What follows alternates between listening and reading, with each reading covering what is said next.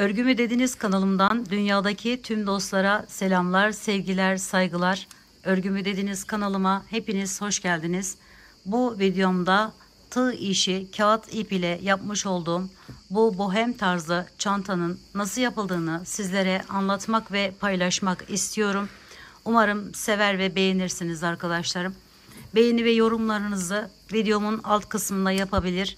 Ayrıca paylaşımda bulunarak daha çok kişilere ulaşımını sağlayabilirsiniz. Şimdiden hepinize sonsuz teşekkürlerimi sunuyorum ve hemen bu güzel çantanın yapımına geçmek istiyorum arkadaşlar.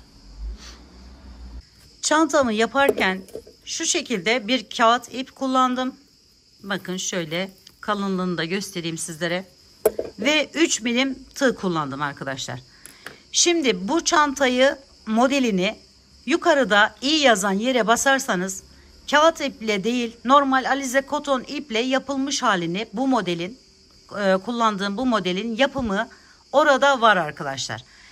Bunun tek özelliği ona göre buradaki çiçek görmüş olduğunuz çiçeklerde 5'er tane yaprak var. Modelde ise 7 tane yaprak var. Dilerseniz o şekilde de yapabilirsiniz. Bunda hiçbir sıkıntı yok.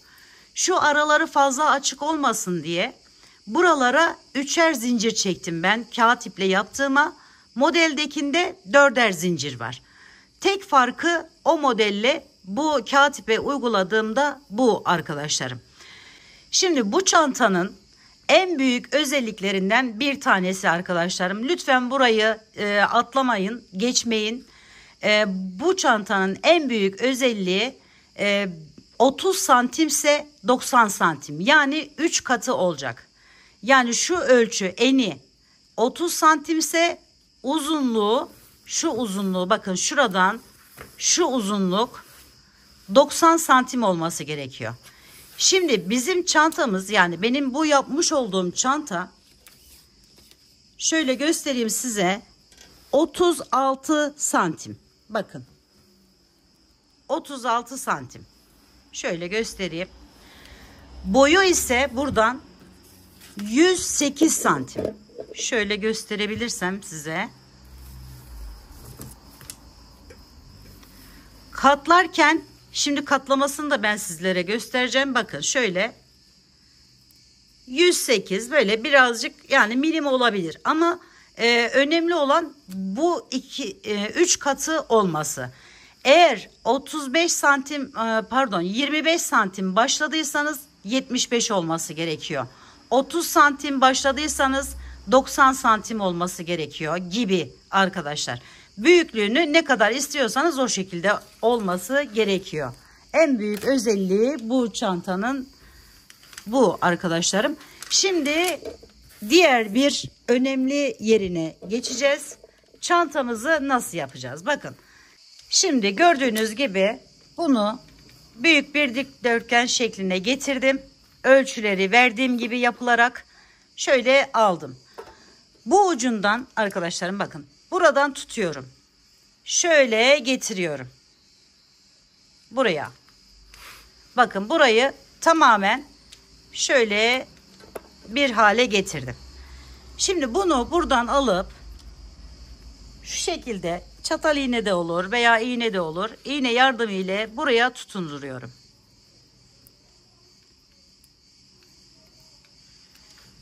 Evet, bunu bu şekilde katlıyoruz. Hemen diğer köşesine yani diğer tarafa geçiyorum. Bakın burada bu tarafı buradan almıştık. Burayı ise arkadaşlarım şöyle göstereyim. Burayı ise buradan alıyorum. Bakın şöyle. Aldım, getiriyorum. Bunu da buraya şöyle düzelterek yaptıktan sonra arkadaşlarım örme işlemini tamamladıktan sonra şöyle bir buhar ütüsü geçin derim. Daha güzel, daha düzgün duruyor. Şuradan aldım. Bunu da buraya ekliyorum. Bakın şöyle.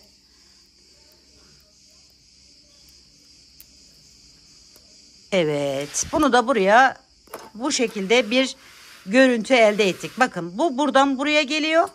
Tekrar söylemek durumundayım. Çünkü net olarak anlaşılsın istiyorum. Bu da buradan buraya gidiyor. Şimdi şöyle bir parça elde ettikten sonra bakın hemen şöyle alıyorum. Şöyle birleştirdim. Bakın şöyle hemen aldım. Getiriyorum. Ve hazır mısınız? Çantamız bu şekle geldi. Tekrar etmek istiyorum. Bakın bunu buradan yapmıştık. Bu tarafa. Bunu da bu tarafa almıştık. Hemen şöyle aldık. Getiriyoruz, katlıyoruz. Sayılara riayet etmezseniz arkadaşlarım, santimlerine özellikle, şuradaki bu yerler tutmuyor. Bilginiz olsun. Şimdi çevirdik. Ve bakın. Bakın buralar da çok önemli. Bu şekilde durmaz. Eğer sayıyı dediğim gibi 3 katı yapmazsanız. Şimdi bunu da buraya getirdikten sonra şöyle bir birleşim yeri elde edeceğiz. Bakın şöyle. Bunu yakınlaştırayım birazcık. Bunu hemen bu köşe zaten.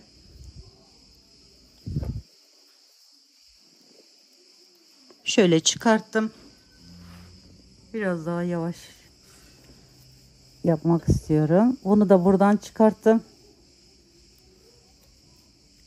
Sadece nasıl katlandığını görmenizi istediğim için bu şekilde yapmıştım. Bakın şurası, getiriyorum hemen karşılık gelen. Aynı zamanda buraya bakarak buradan tutundum ve buradan alıyorum. Birleştirdim. Şöyle bir iki tane daha yapayım. Tam olarak görünsün. Bunu buraya ekledim. Bir de şu köşeden tutunalım.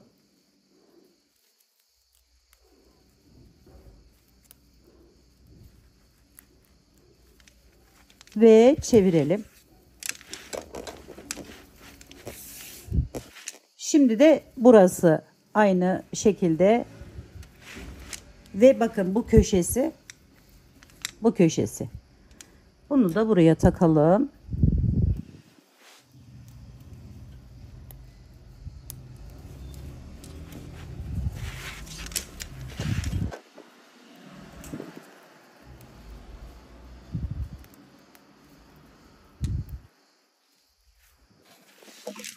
Evet, bakın. Şöyle iç kısmı kocaman bir çanta haline geliyor arkadaşlar, gördüğünüz gibi. Şöyle. Ölçüleri dediğim gibi küçültüp büyütebilirsiniz. Daha büyük ya da daha küçük yapabilirsiniz. Evet, bu kısmını da bu şekilde tamamlıyoruz. Şimdi dikme aşamasına geçebiliriz. Şöyle tutunursanız daha rahat dikme işlemini de yapabilirsiniz. Şöyle aldım. Kağıt ip takıyorum. Herhangi bir değişiklik olmasın diye. Ve bir de şunu da söylemek istiyorum. Tığla da birleşim yapabilirsiniz. Zaten bir burası, bir de arkadaki yeri birleştirmemiz gereken yer. Hemen şöyle giriş yapıyorum.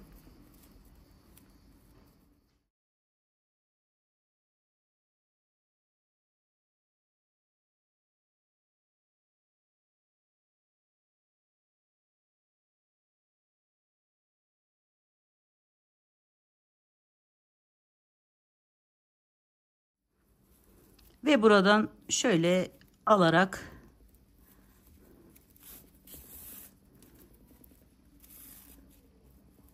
arka tarafa tutunmadan, çok fazla sıkmayın.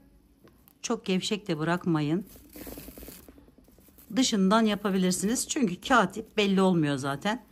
Kağıt ipi çekerken arkadaşlarım bir de ona dikkat edin. Çok çabuk kopabiliyor.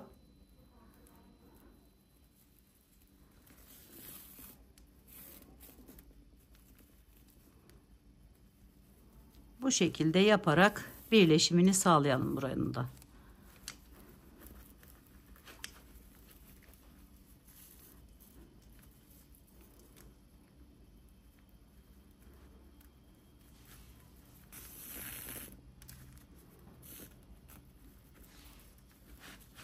Bakın şöyle aradan hiç belli olmuyor.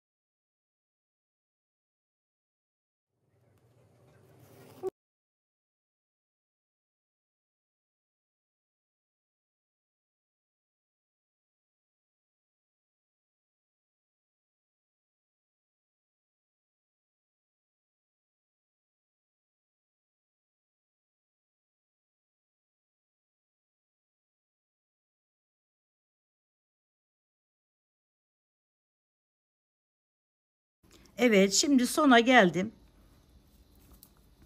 Şöyle biraz arasından yürütelim.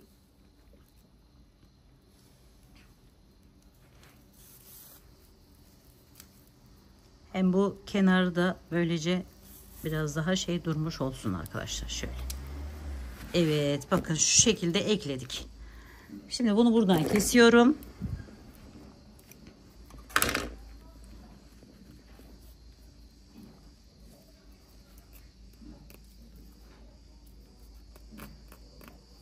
Aynı şekilde çeviriyorum çantamı ve burayı da az önceki gibi yaparak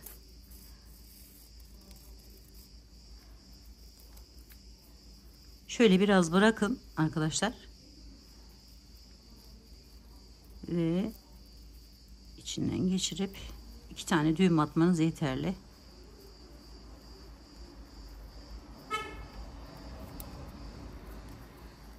Evet, aynı şekilde dikelim ve tamamlayalım burayı da.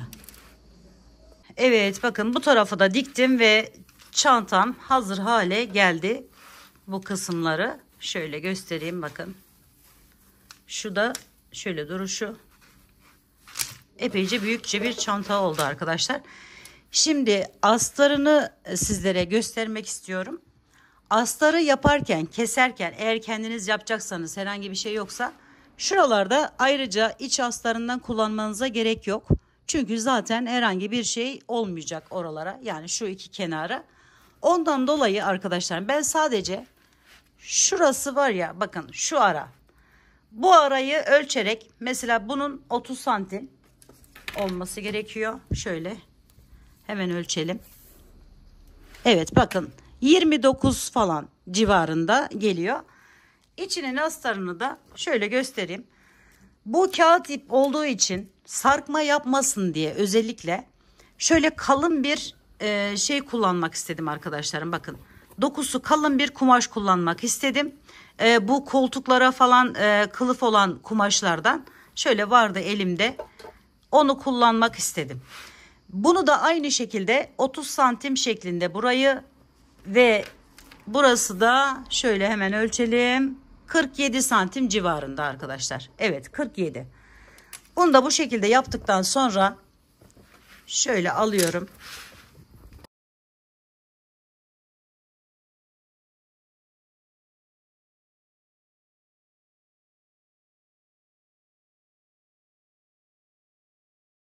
Şimdi şöyle bakın.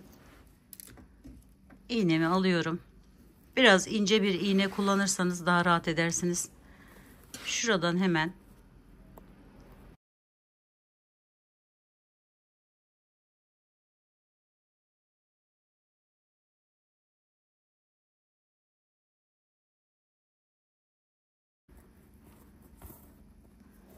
şöyle bir tutunalım önce.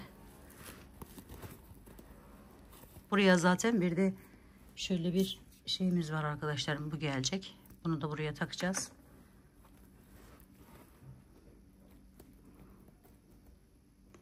Bunu biraz sıkıca yapmamız gerekiyor. Şöyle üstten aldım, buradan alıyorum.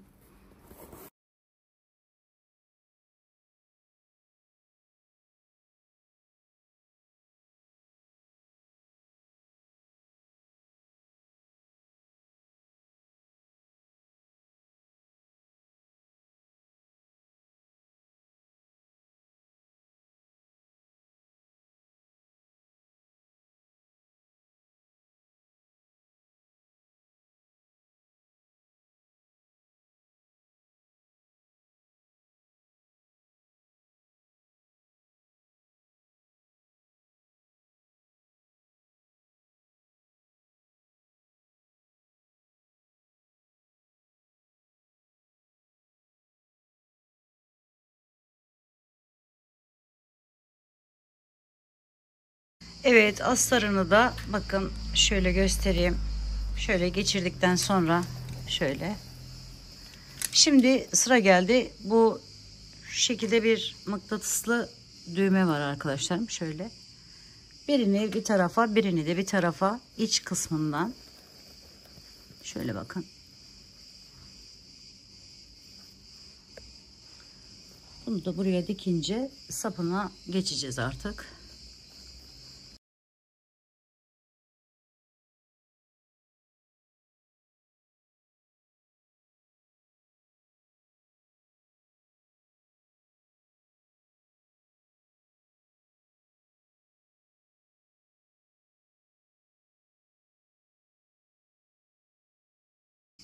Burayı tamamladıktan sonra bakın birleştirdim. Hemen şöyle karşısına gelecek yere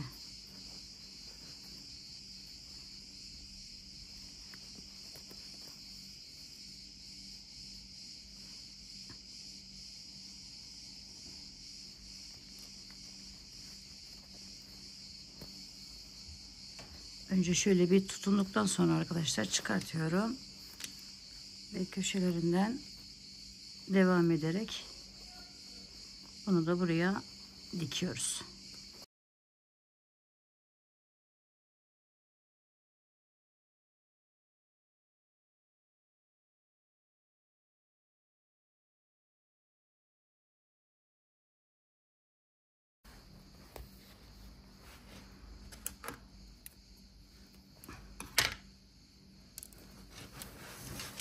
Evet, bu kısmını da tamamladık. Şimdi sap kısmına geçiyoruz arkadaşlar. Sap kısmına bakın şöyle, şu herhangi bir ucu fark etmez. Aynı zamanda modelin yapımını da sizlere anlatacağım şimdi. Şöyle ipimi aldım. Şuradan bakın 3 tane yer kendimize ayırıyoruz. Birisi burası, birisi burası, biri de burası. Şurası arkadaşlar. Şuradan giriş yapıyorum. Şöyle tutundum. Sıkıca bir zincir çekiyorum buraya. Şöyle 1, 2, 3 ve 4. 4 tane zincir çektikten sonra üzerine alıyorum. Bakın hemen şuradan giriş yapıyorum.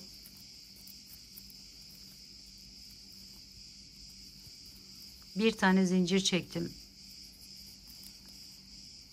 Aynı yerin içerisine giriş yaparak buraya bir tane V oluşturuyorum. Sonra tekrar bir zincir çekiyorum.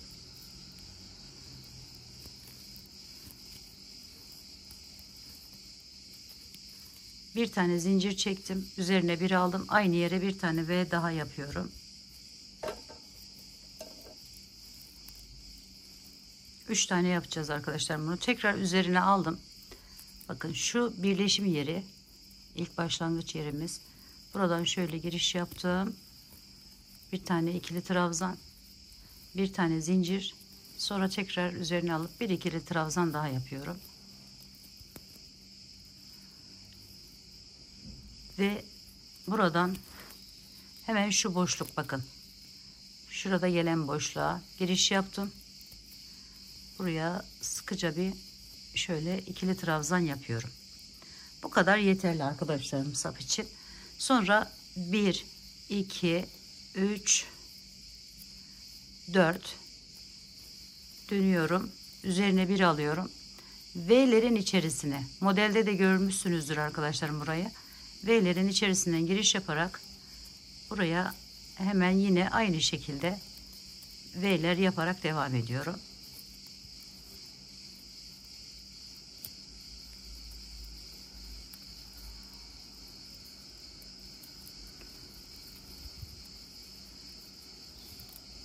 Şimdi çiçeğin yapımını da sizlere göstereceğim.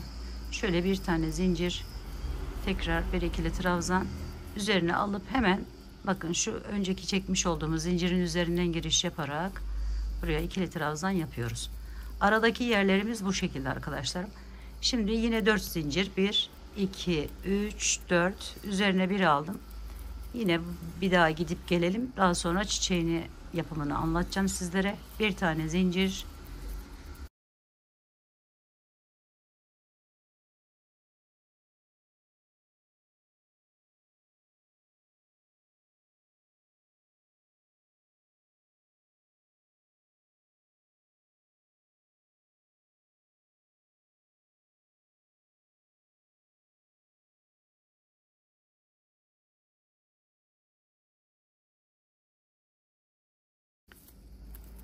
Çok uzun olmasına gerek yok.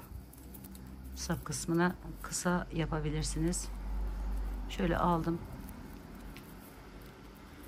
Yine 4 zincirimi çekiyorum. 2, 3, 4. Çevirdim. İlkini normal bir şekilde bir V oluşturuyorum.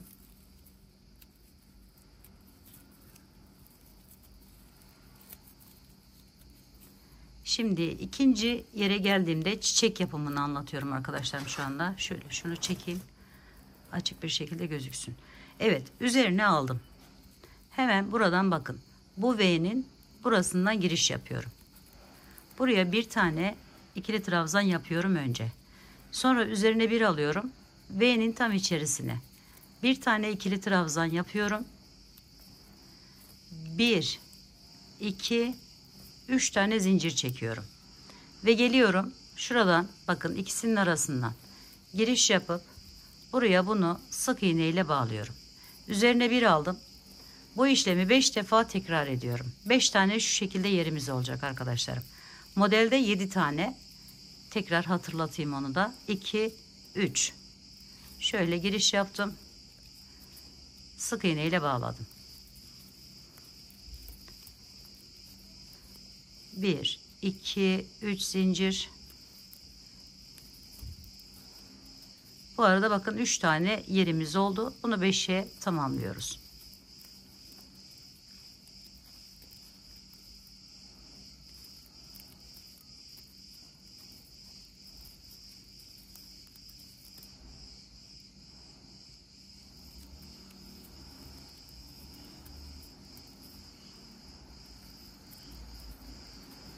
Şimdi bakın 1, 2, 3, 4, 5 üzerine bir alıyorum. Bu defa V'nin yani şunun üzerinden giriş yapıyorum. Bir tane ikili trabzanı yaptım. Çıkartıyorum. Geri geliyorum. Şu ilk V'nin üzerine bakın.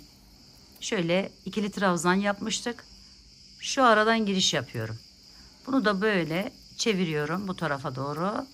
Ve bunu alıyorum. Buradan şu şekilde geçiriyorum. Bir miktar sıkılaştırıyorum ve bir tane zincir çekiyorum buraya. Sonra üzerine bir alıyorum. Geçiyorum. Bakın şu V olan yerime normal bir şekilde ikili trabzanımı yaptım. Bir zincir çektim. Tekrar bir ikili trabzan daha yapıyorum. Sonra üzerine aldım. Yine ikili trabzanımı yaptım. 1, 2, 3, 4 tane zincirimi çektim. Geri çevirdim. Şimdi ilkine normal bir şekilde V olan yeri yapıyorum. İkinci de üzerine aldım. Bakın şu boşluk var. Şöyle. Bu boşluktan giriş yapıp buraya da bir V oluşturuyorum. Bir zincir çekiyorum yine.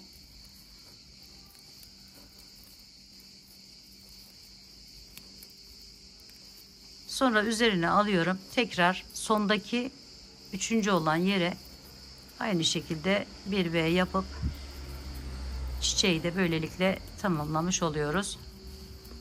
Bunu hangi uzunlukta isterseniz, dediğim gibi fazla uzun olmazsa iyi olur. 1, 2, 3, 4 zincir çektim. Bakın çiçeği oluşturmuş oldum. Şimdi böyle devam ederek ne boyuta getirmek istiyorsanız o şekilde yapmanız gerekiyor. Bunun ortasına onu da göstereyim arkadaşlarım. Şöyle boncuklarım vardı. Onu da bu iple ya da biraz daha kalın bir iple dikebilirsiniz. Bakın tam bu boşluk gelecek yerlere şöyle tutunalım.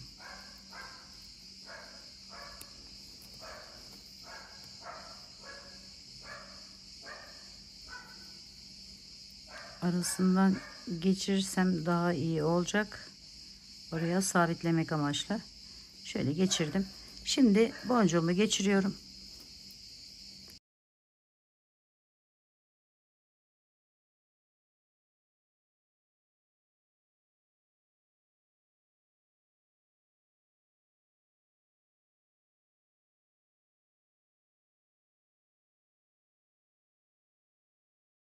Evet, burayı da bu şekilde tamamlıyoruz arkadaşlarım. Bunu dediğim gibi ne uzunlukta istiyorsanız o şekilde yaparak bu araya sapı da tamamlamış olacağız. Şimdi devam edelim aynı şekilde.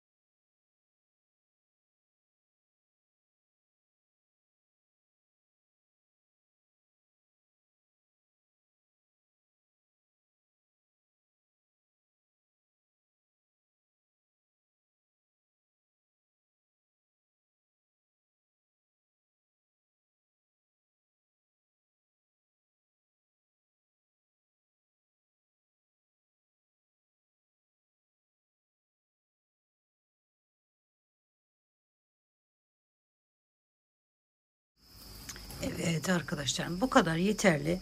Şimdi hemen 3 tane zincirimi çektim. Diğer tarafa geçiyorum.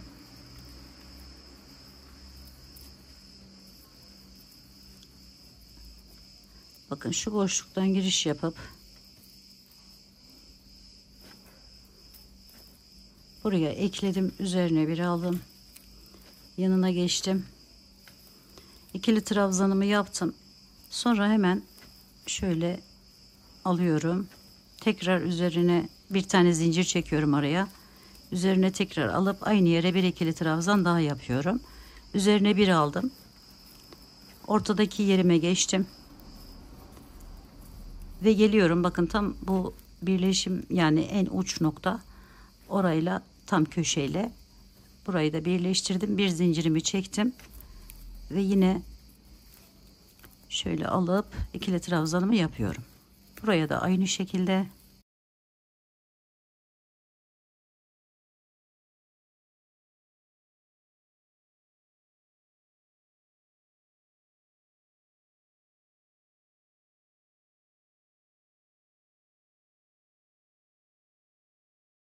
Son yerimden de giriş yapıp bu karşılık gelen yere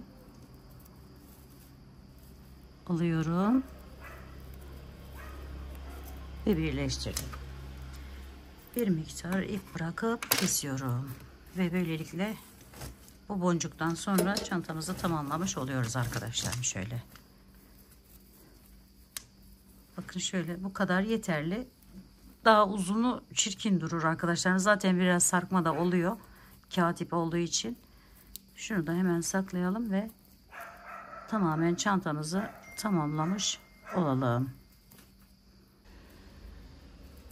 Bu boncuğu da şöyle hemen buraya tutunalım.